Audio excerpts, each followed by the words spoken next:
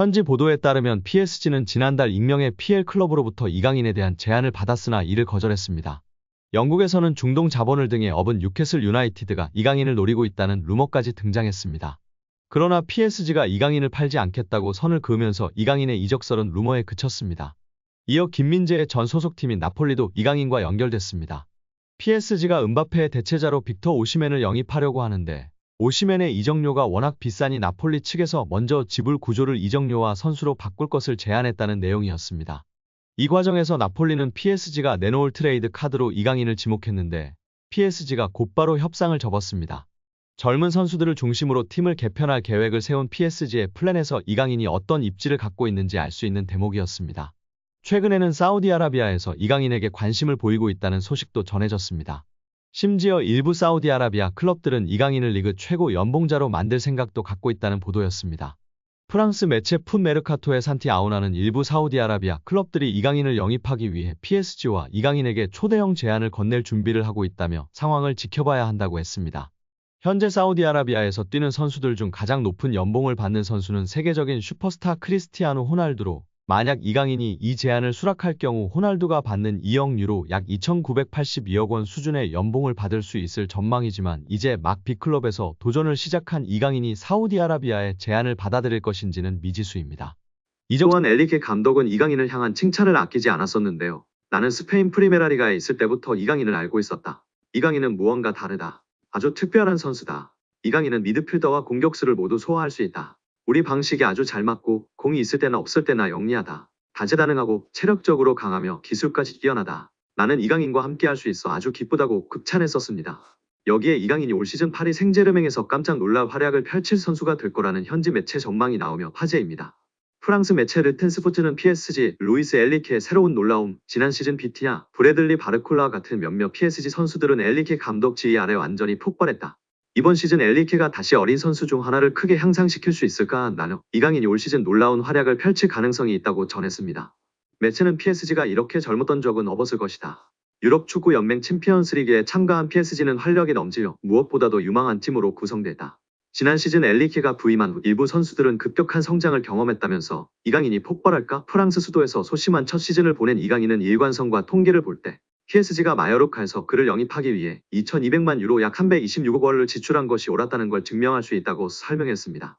이어 경기에서 능숙하고 지난 시즌보다 더 많은 주도권을 잡을 수 있는 능력을 갖춘 이강인은 올 시즌 PSG에서 깜짝 놀랄 만한 선수가 될 수 있다고 올 시즌 PSG에서 가장 주목할 만한 선수라고 강조했습니다. 여기에 주민규와의 단독 인터뷰가 화제가 되고 있는데요. 다양한 이야기 속 이강인 선수와 관련한 일화가 화제가 되고 있습니다. 주민규는 지난 3월 북중미 월드컵 아시아 지역 2차 예선을 앞두고 33세 333일이라는 나이로 국가대표 최고령 최초 발탁 기록을 썼습니다.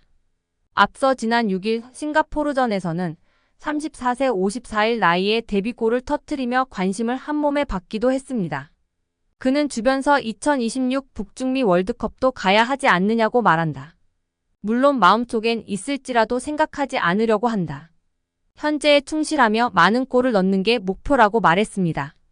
그런가 하면 주민규는 대표팀 합류 당시 주장 손흥민을 비롯해 조현우, 엄원상 등 동료들의 도움이 컸다고 말했습니다. 내가 낯을 많이 가린다. 또 나이가 많아 당장 어울릴 사람이 없지 않을까 걱정했는데 동생들이 다가와 줬다며 고마움을 전했습니다. 그러면서 막내급 1원 이강인과 있었던 에피소드를 언급해 시선을 끌었습니다. 인터뷰에 따르면 지난 소집 기간 식당에서 이르게 식사를 마친 주민규는 디저트 코너에서 과일을 가져와 동료와 나눠 먹었습니다. 그때 이를 바라본 대표팀 선배 이강인이 주민규에게 형이 나이 가장 많은데 왜 과일을 직접 떠오느냐며 웃었고 이에 주민규가 내가 나이가 뭐가 중요하냐. 나중에 너도 나이 들면 형처럼 하라고 했다고 말한 것으로 알려졌습니다. 해당 일화를 전하며 주민규는 강인이나 다른 동생들이 먼저 장난도 건다. 처음엔 나도 조심스러워했는데 생각보다 다들 순수하고 좋더라고 덧붙였습니다.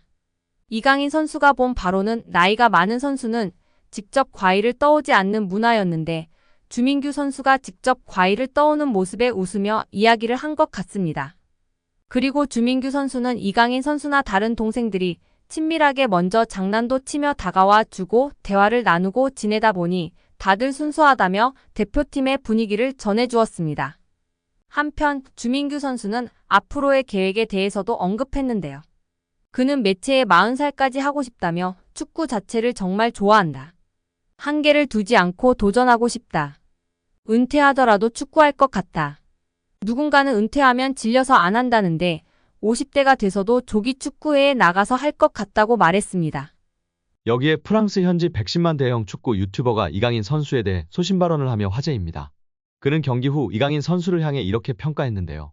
이강인 선수는 오른쪽에서 뛰기보다는 중앙에서 뛰는 것이 더 좋아 보여. 이강인은 덴벨레처럼 저돌적이고 빠르지 않아. 경기 템포를 조절하고 운영하는 것이 강점인 선수야.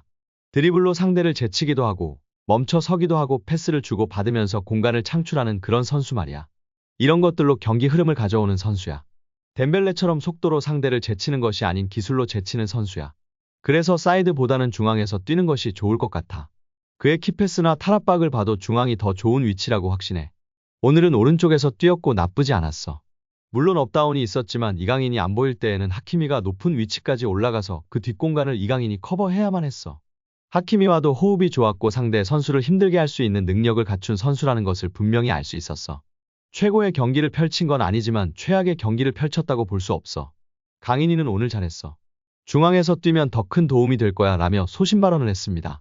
다만 현재로서는 유리몸 덴벨레 선수가 부상당하지 않는 한 엘리케 감독이 덴벨레를 중앙에 세워 양발 모두를 쓰며 돌파하고 예측 불가능한 움직임, 패스를 할 수 있도록 하겠다고 공언하고 있는 상황입니다.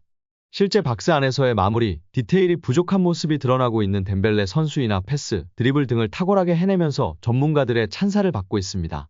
엘리케 감독이 덴벨레를 중앙으로 이동시킨 건 생각지도 못했는데 옳은 판단이라며 칭찬하고 있는 상황이기 때문에 아무래도 이강인 선수가 중앙에서 플레이메이킹을 하기에는 쉽지 않은 상황입니다. 우리 구독자 여러분들의 생각은 어떠신가요? 여기에 이강인의 활약에 고무된 김도훈 감독은 공개적인 자리에서 특급 칭찬을 날리며 화제가 되고 있습니다. 지난 9일 김 감독은 국내 매체와의 인터뷰에서 이강인의 이름을 직접 언급했습니다. 김 감독은 이강인은 솔직히 계속 칭찬을 해줘야 하는 선수라며 축구 선수로는 최고의 테크니션이라고 생각한다라고 말했습니다. 이어 오른발, 왼발 가리지 않고 모든 플레이가 탁월하다라며 메시가 뛰는 모습을 보는 것만으로도 영광이라고 느낀 적이 있는데 이강인 그리고 손흥민 역시 동시대에 볼 수 있다는 게 자랑스럽다라고 덧붙였습니다. 그러면서 이강인이 마음적으로 힘든 부분이 많았기에 우리가 그를 보호하고 보듬어줘야 한다라고 강조하며 팬들의 공감과 지지를 받고 있습니다. 오늘도 영상 시청해주신 구독자 여러분들 너무나 감사드립니다. 아직 구독 안 하셨다면 구독, 좋아요 부탁드립니다. 좋은 하루 보내세요.